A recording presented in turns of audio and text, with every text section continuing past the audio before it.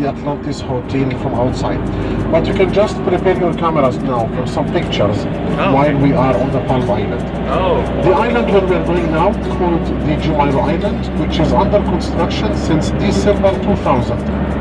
It's a big island which looks like a palm tree. On this island we have 1,500 private houses plus 2,500 flats and 22 luxury hotels. From this point, everything you're gonna see starting from now was built on the water. That was all water 19 years ago. On the right hand side, we are going to see the 7 stars hotel, the Burj al Arab hotel. Later on, we're gonna do photo stop there from the market where we're gonna stop.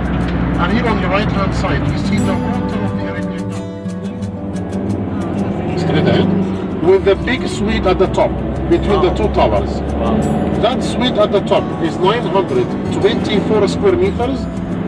It goes up to $30,000 per night. This tunnel where we are now is linking between the Palm Island and the Atlantis Hotel. That's an underwater tunnel, and above the tunnel is the private beach of the Atlantis. We are now under the beach of the Atlantis Hotel.